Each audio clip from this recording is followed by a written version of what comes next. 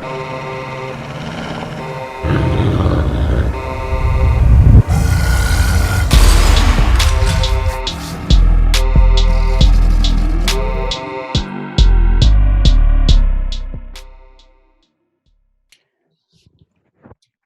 what's up, guys?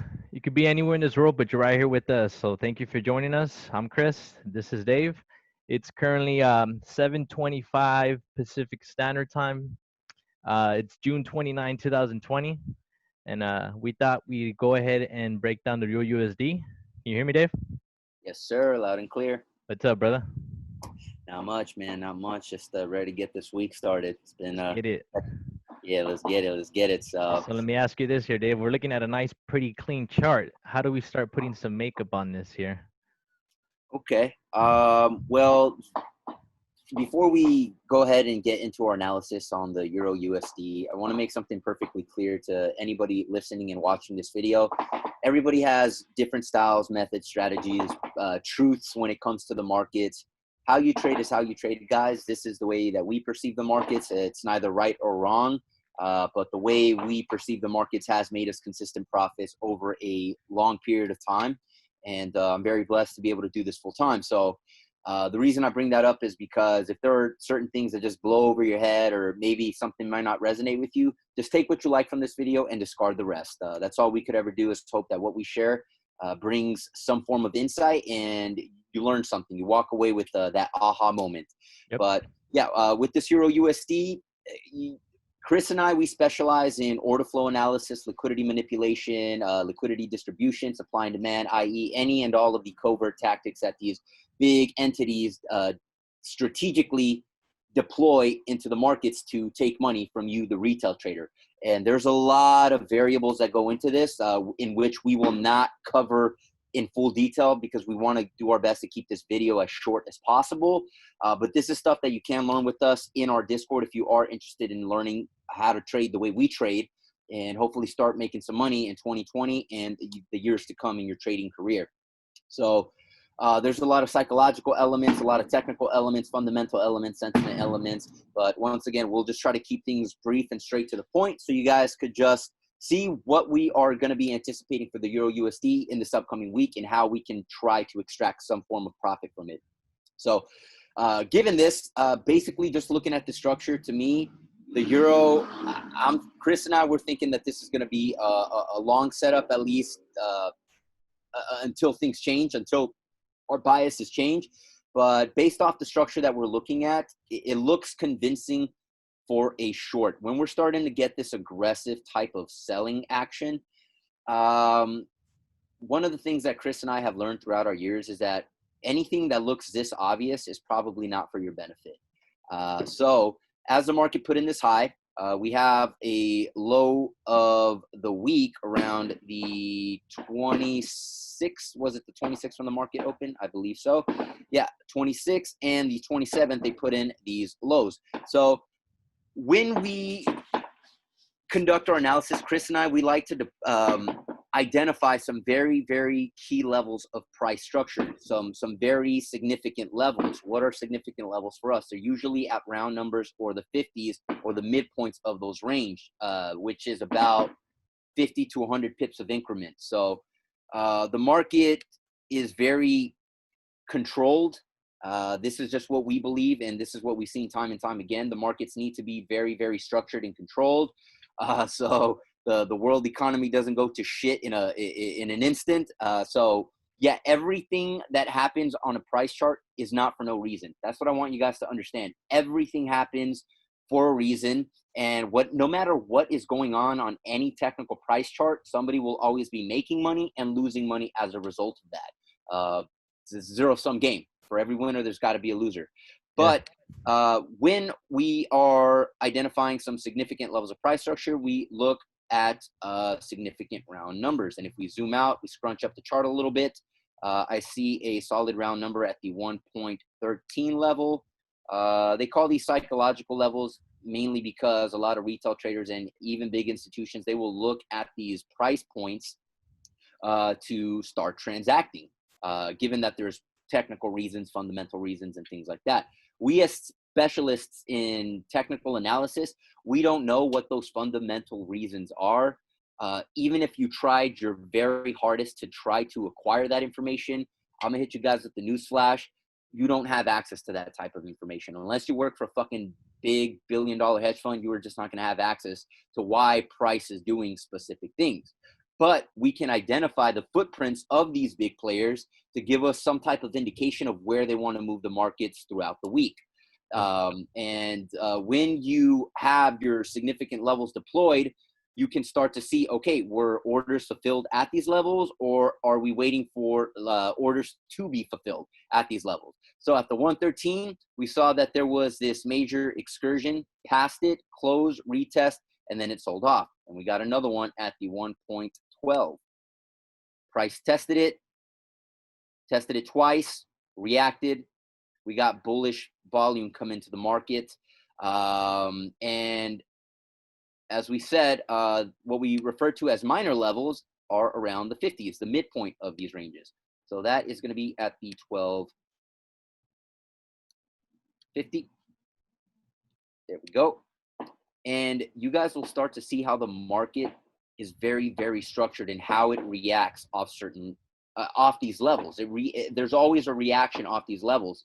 The trick is to be a successful and consistent trader, guys, is to not be trading every fucking tick of the market. Just because you see a reaction doesn't mean you need to take it. Now you need to start playing fucking Sherlock Holmes detective mode. You need to start focusing on what the markets are trying to communicate to you. So since we got a reaction off the 1.12, I guess you could call this some form of double bottom, and then you started to get bulls come into the market, maybe we can assess with some high degree of accuracy that perhaps the market still has some juice to the upside. And we are going to go over one of our technical setups that gives us that idea, and a setup that has consistently made us money throughout the years. Can we be wrong in this analysis update? Absolutely. So take everything we say with a grain of salt. Mind you, this is not financial advice. Please understand any and all of the risks associated with trading the foreign exchange market or any leveraged products. And we are not responsible for any of the money that you lose. Mind you, we're just two guys on the internet. So, but we are going to trade this and put our own money where our mouth is, and we will show you the result, whether we're wrong or correct. You will get to see that. Rest assured. So now that we have this little range from the 1.13, 1.12, 1.12500, now we're just trying to identify those footprints that these big institutions are leaving for us, so we can at least have a accurate understanding of where they want to move it. So we discussed in one of our prior videos, it was a sneak peek into one of our trainings. If you guys haven't had the opportunity to take a look at that, we highly recommend it, because this will start to make a lot more sense. And we're starting to see a similar variation of what we were discussing in that video in the Euro USD as we speak. So for me, if price could not breach these lows, if it could not breach underneath the 1.12, it's telling us something. It's telling us that maybe it needs to move to another significant level to fulfill more orders or flush out any traders that are still in profit or holding trades at major swing points. When you see this type of move, that's going to induce a tremendous amount of sellers to come into the market. When they see this aggressive sell-off, this to them signals short, and rightfully so. I mean, when you see aggressive price action like that, you'd want to chase that. We as Especially in live price. I'm sorry? Especially on live price. Yeah, man. Chris brought a very important thing.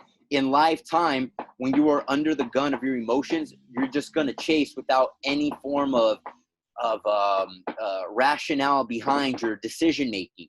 So in lifetime, it's even more difficult when you see this, because you don't want to miss out. There's always the fear of losing money and the fear of missing out. And in this case, when you see this type of volatile move to the downside, you're going to want to chase because you don't want to leave profits on the table. So with that said, if sellers did take the short, which they certainly did, as we discussed earlier, that no matter what the market is doing, somebody's always making money and losing money as a result of that. So Their stop orders are very obvious. They're above this swing point. We can call that an anchored point for the week, the major swing high, swing low, high of the day, whatever. The point is that is very important for us to note down. We know that there's liquidity up there in the form of stop orders. Why is that important? Why is liquidity important? Well, the market always needs to take out the money. It needs to clean the order books. It needs to clean out any traders that are still in profit. Otherwise, these big institutions or market makers, whatever the hell you want to call them, they're not going to make money.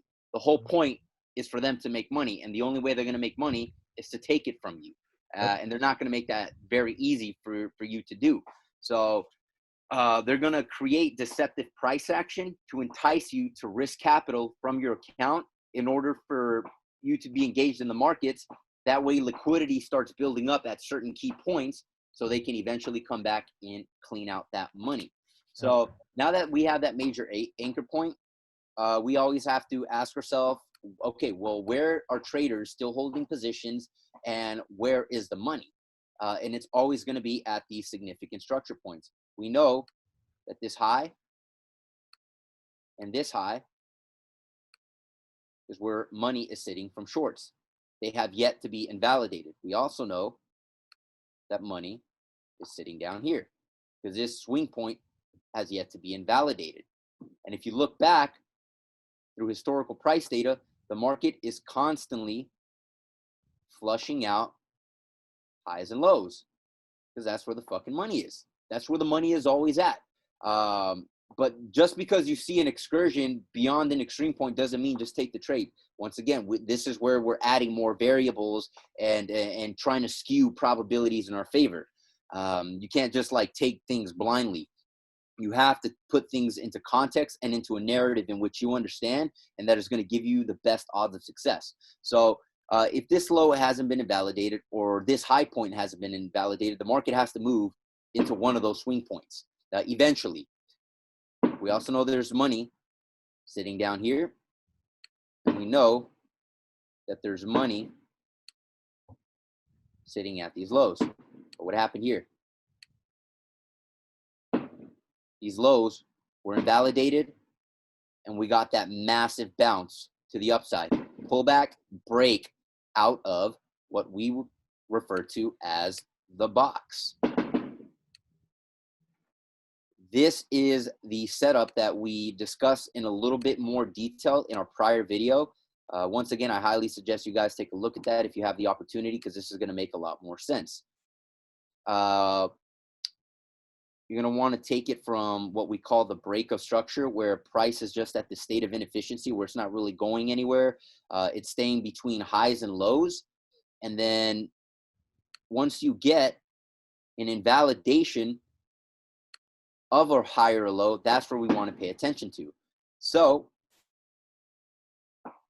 as price was contained right in between the 12,500 and the 1.12, and we got an invalidation of those lows when the market opened on Sunday, put in that high. We know buyers were taking that, the bait, the cheese, the trap. Stop orders are very obvious at this low. Hell, liquidity could even be at underneath this swing point, but it didn't invalidate that level. And it invalidated this low. Clock those orders, bullish close, back inside the range, pull back, break outside the range, and pull back. And now we were back inside the range, and then we broke out again. So this is our cue to act and want to take the market second peeps to the upside. We know that there's money here and we know that there's money here, but because we've seen this particular setup many times, what we call our accumulation zone setup, where big institutions are accumulating a specific currency pair for whatever reason, could be fundamentals, technical reasons, sentiment reasons, doesn't fucking matter. Your job is not to really dig deep for that information because you won't have access to it, but it's to look at those technical footprints and then try to skew probabilities in your favor. So while you're contained in the box, get invalidation of that low, pull back, profit release, deep excursion back in there. And now we're ready for our second extension up. This is what Cris and I anticipate is likely to happen. Can we be wrong? Once again, that is a positive yes, but we can also be right. And Cris and I are already long in this trade. Our stop order is underneath this deep excursion because this is a stop hunt. This candlestick right here was a trap. Stop orders there, cleaned out, V-stop. That's what we were talking about. Now we're getting that pullback. Hell, we could even get it come back as I drew right there. That could be your opportunity to get involved. Just keep your stop order there because generally what we've noticed through back testing is that it will rarely come back and invalidate that low unless the markets are likely to completely tank and then continue to the downside, or they could come back, flush out this low, and then it's off to the races to the upside from there. But generally, this is our signal to go long. As I mentioned, Cris and I are already long. We took a long at that break of that prior high. Obviously, we're getting a little bit of pushback. That's absolutely fine. Expect pushback. Anticipate pushback in your trades. That's absolutely normal. You're not wrong until you're stopped out. That's one of the things I want you guys to understand. You're not wrong until you're stopped out. Just leave your stop loss where it is and leave your trade alone. And I don't know if we might get this type of reaction London Open, New York session, anytime tomorrow. Cris and I, we try not to dismantle the markets into such basic components because the markets are so dynamic. That's why we're not so keen to call our strategy a specific thing. Our strategy is a compilation of so many elements, of so many things that we've learned throughout our years from personal experience, from mentors from afar, from great traders that came before us, and we've pieced it all together into a way that we could understand the markets to extract money from it. And at this point, we're already in the trade. There's not much we could do other than leave it alone and see how it plays out. And we will be targeting this high point because we know that's where the money is from sellers. The market will, if we are correct in our analysis, the market will have to come back and invalidate this high point. It will have to flush out sellers. And if the trend is still intact for another extension up, we might get something like this and clean out money off these highs. At that point, I would not be too keen on holding any further than that. Cris and I were still not under the impression that this is the end, the final collapse for the euro. I still think there's more upside before we get that major collapse for the year because this is just too obvious. Like if you scrunch back outside the chart, I was just about to say that, Dave. It comes back to what you said in the beginning, that it just looks so good to be true. There you go, man. Anything that looks too good to be true is not for your benefit, peeps. That's something that I want. If you learn anything from this video, if something looks so obvious on a technical price chart, it's not in your benefit. You usually have to try to pay attention to what your mind and body is telling you. And more often than not, when you see something like this, it's signaling to short. And it's not coming from a rational place. If that's the case, you need to sit back, collect yourself, take a couple breaths, take a 15, 20-minute walk if you have to, and collect yourself and wait. Because had you been taking shorts or you were selling at these lows, you would be experiencing major pushback. And can you be right? Absolutely. Maybe this thing will continue to tank. We don't know that. But based off our technical setup, based off the way we see things, we believe the euro might have some continuation to the upside into the week and might invalidate this swing point and maybe even past the 1.13 level. That would make far more sense. And if we do get another similar variation of this setup, you get a nice consolidative range after the impulse move exhausts itself. You get a trap in that range, enticing buyers, but they don't get the opportunity to take profit, flushes them out. That's your opportunity to act. And we already gave you key targets. You could take it here, your second targets, of course, or up here if you're a little bit, you want to be a little bit more aggressive with your trade. But for us, Cris and I, we're definitely going to take profits at this high. If you're a little bit more conservative, consider taking it at the midpoint even. But I like to I only like to take trades that offer more reward than the risk that I'm taking. And if I take my profits off the midpoint, I'm basically like taking a 1-to-1, which is fine. But at the end of the day, you always want to make sure that your reward greatly outweighs your risks by multiples. Even if you're getting a 1-to-2, that's good enough. But if you can get 3, 4, 5 times that, even better. And these types of setups give you those opportunities to extract those aggressive risk to reward profiles. So And the beautiful thing about our setups, Dave, is most of the time we're actually just waiting. That's all we're doing. We're just waiting for things to set up for us to find the footprint. Once we see the footprint, we just act. And that's the great thing about, I think, the way that we trade, Dave, is that we're never chasing trades. Which is most of our setup is us just waiting for the setups to arise, and we just execute the moment we see it. Because what you'll notice is our way of our method of trading is so repetitive. It just comes back and back to the market. You see it all the time. exactly, man, exactly. As Chris mentioned, most of this stuff is just a waiting game. You guys have to learn to be extremely patient. Just because you see price moving every single hour, every single minute, every single day, doesn't mean you need to be in the market every single minute, every single hour, every single day. The reason why is this a footprint for us? Do you guys understand that retail traders, they don't move the goddamn markets? You don't move the markets. Do you know the kind of money that you would need to deploy into the markets just to even create this type of candlestick right here? It's large amounts of money, guys. Yep. Okay. Even if you were a retail trader with like a couple mil in your account, you are a guppy in the foreign exchange market. You are not even going to create a blip in the volume. Okay. So this right here, for whatever caused this to go up, was something massive. It's not retail traders. I'll tell you that much. So that is a footprint that we are paying attention to. And as we mentioned earlier, Break a structure.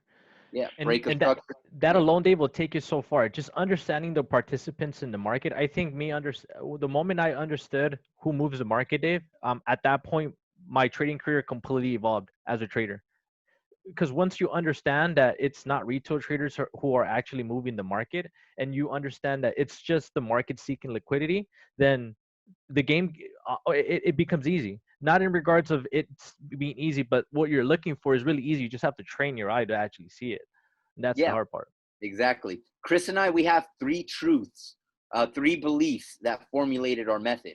The first one being that the market is simply a mechanism to facilitate transactions, i.e., in the form of buying and selling. Everybody has their own beliefs and opinions as to why something is going to do something, whether it's going to go up or whether it's going to go down. Everybody has their own belief systems. Um, so nobody is either right or wrong. The only way you know you're right is if you're making money. But our second belief is that the market is here to seek out liquidity, to clean out orders, to fulfill orders, to trap traders, to take money from them. And our last belief is that the markets are here to hurt the greatest number of people. We truly believe that, because this is not a charity case, guys. Don't mistake trading's easy accessibility. Just because you can open up a brokerage account like that does not mean this is going to be easy. In order for you to make money, you have to take it from somebody. And pay attention. Always ask yourself, who am I taking money from? You're taking money from big hedge funds, from more sophisticated players in the game, from big banks, corporations. Do you think that this is a charity case? Do you think they're just gonna be like, oh yeah, you can open up a brokerage account and here you guys go, free money for everybody? It doesn't work like that. Their job is to take money from you, and Yeah. also to make money for their clients. It's not just about hurting the retail traders. And we don't want you guys to perceive this as such a bad thing. It's not I was even just really. about to say that, Dave. It sounds so evil, but that's our fucking edge, bro. That is our edge. Yeah, it's our edge. Our edge comes from exploiting the pain of others, to see where they're getting trapped, to understand the psychological elements of where retail traders are taking trades, why they're taking trades, where are they placing their stop orders, where are they likely to start feeling pain and pressure. And that's pretty much it. You have to take things into so many angles and then act on it, whether you feel 100% confident or not. At the end of the day, don't think that just because Chris and I make money consistently that the stress doesn't go away, because we're still risking real money. But there's this sense of prowess in a way, and confidence that you feel when you just see certain things over and over and over again. We might be wrong here and there, but net over time, we're profitable, man. And that right there stimulates you in a very, very different way. And it kind of gives you the idea that you might be onto something. Yeah. And Eh, just so I can quickly bang about that point, where this isn't necessarily an evil thing, where these big institutions like to hurt retail traders. It's just a function of the markets. You guys have to understand, the reason retail traders are called retail traders is because they're usually buying or selling at retail prices. So when you enter at a specific level, you are entering at retail prices. Your stop orders in the form of liquidity are usually where the cheapest prices are at. And that's why these big institutions hunt those orders, so they can get a sizable amount of their orders deployed, order blocks, iceberg orders, whatever you want to call it, at much more cheaper prices. And so they can diminish the damage of slippage, because slippage, maybe on a couple $100, a couple thousand, isn't a bad thing, but on a couple mil, couple billion, that is a big business cost, and it's Yeah, not a cost that we you have want it to. easy, Dave. We're just here to extract money and follow once the big boys jump in, because they're the ones who have to make money for other clients, and they're the ones moving, whatever amount of money they're moving. You know what I mean? Like you said, they got to cover slippage, so they have a tougher job than we do. Yeah, man. They're don't think just because these big institutions have a lot of money, it's so much easier for them. It's actually a lot harder. They have to be extremely strategic and Hmm. coordinated in how they orchestrate all of this stuff. We as retail traders, due to our limiting account size, we can be in and out and take as many opportunities as we want. And as long as you have edge, you can make some really great money and actually generate some pretty impressive returns. A Aggressive. lot of people, say, oh, you can't make more than like 20% a year because, like, not, Warren Buffett does that, and retail traders aren't Warren Buffett. You guys have to understand, Warren Buffett is a different animal. This guy is trading a different he is investing in a completely different way because of the amount of money that he has. Warren Buffett is so goddamn rich that even if he was making 1% a year on $1 billion, mind you, this guy has a net worth of, I think, over $68 billion. Some correct me if I'm wrong. Dude, if he just deployed $1 billion and made 1% a year off of that, he'd still be making money. Retail traders don't have that opportunity, bro, because of their account size. So the fact that we can take opportunities quite frequently can be very powerful, given that you know what you're doing. And that if you have edge, you can actually generate some phenomenal results through time. That's not to say that every year you're going to kill it, every week, every month, but I met traders who are making money week after week. They might have one bad week out of a month, but they just keep cramming in money every single month like clockwork. That's telling you something. If somebody else did it, that means you can do it too. So don't ever sell yourself short. But anyways, man, before we get into this whole little pep talk here, we ramble off. That's pretty much it for the euro. We hope that this helped. As Cris and I mentioned, we're already long. Our stop order is right underneath the slow, because it is rare that price will come back and hunt that order. It is rare. Can it happen? Yes, but it is a very low probability. We are targeting the high. You can target the midpoint if you're a little gun shy, but make sure that you're making more money than is at risk. And then you can look to target any of these major swing points to maximize your reward relative to the risk that you are taking. What is that This is risk to reward, Dave? pull out Currently, the right now. yeah. Let's pull up the risk to reward. We entered at the break of that bullish candle. Stop order roughly about there. So if we take it out this high, right, slightly above that, we are getting about a 1.73. That's still decent, considering that it is a high quality trade based off everything that we talked about. But if you extend it at the highs, or hell, even at the 1.13 as we originally discussed, you are getting a 1 to 2.14. Anything above that is about a 1 to 3.6. So not a bad week. And mind you guys, if the market starts to confirm that we are correct in our analysis, you add to your trades. You add on pullbacks. You add on more stop punts throughout the week. You want to, once you can identify a good setup for the week, you want to milk that trade as much as you possibly can while trading very safe and conservatively. That doesn't mean just aggressively, throw 20% of your account in one trade. No matter how good a setup looks, you can always be wrong. You can never be 100% right, but you can always be 100% wrong. Never forget that. So trade safe. But that pretty much wraps up our analysis on the Euro USD. We want to play it long. We will keep you updated. So if we do get an invalidation past the 1.12100, we will let you guys know. We'll make a quick update letting you know, hey, we were wrong.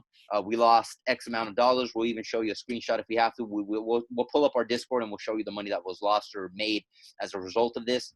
Because Cris and I, we believe in transparency. So if you guys have any questions in regards to what we just discussed, guys, please feel free to contact our assistant through our email in the description box below. If you're interested to learn how to trade with a group of traders that are making money consistently time after time, you want to learn our style of trading, and you just want to be in a group of people who can help you facilitate the progress that you want, consider joining our Discord. It's only $50 a month.